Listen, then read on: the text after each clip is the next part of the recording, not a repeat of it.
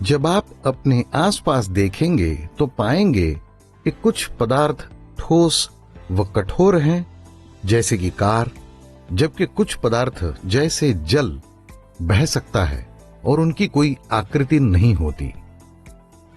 विभिन्न पदार्थ भिन्न भिन्न गुण क्यों दर्शाते हैं, आइए जानते हैं।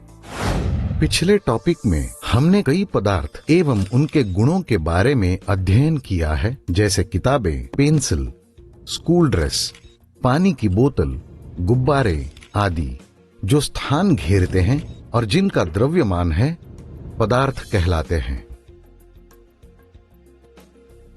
सभी पदार्थों में विशिष्ट गुण होते हैं। उद्देश्य: पदार्थों के कुछ गुणों का अध्ययन करना। हम पेंसिल से शुरू करेंगे। पेंसिल को मोड़ने की कोशिश कीजिए। क्या आप इसकी आकृति बदल सकते हैं? नहीं, आप नहीं बदल सकते। अधिक प्रयास करने पर पेंसिल टूट जाएगी। आपकी किताबें, पेंसिल और स्कूल यूनिफॉर्म की एक निश्चित आकृति, आकार होता है और वे एक निश्चित स्थान घेरती हैं, जिसे आयतन कहते हैं।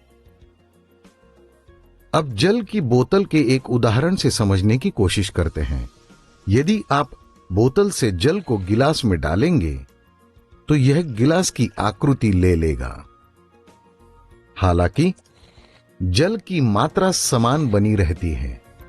इस प्रकार जल या किसी भी द्रव पदार्थ के लिए उस पदार्थ का एक निश्चित आयतन होता है, लेकिन कोई निश्चित आकृति नहीं होती है। दूसरी ओर गुब्बारे में छेद करने पर बाहर मुक्त गैस वह गुब्बारे के बाहर की वायु के साथ मिल जाती है। इस प्रकार न तो इसकी कोई निश्चित आकृति तथा आकार और न ही निश्चित आयतन होता है। सामान्यतः सभी पदार्थों को 3 अवस्थाओं में विभाजित करते हैं, जिसे हम ठोस, द्रव और गैस कहते हैं। लेकिन ये एक दूसरे से कैसे भिन्न हैं?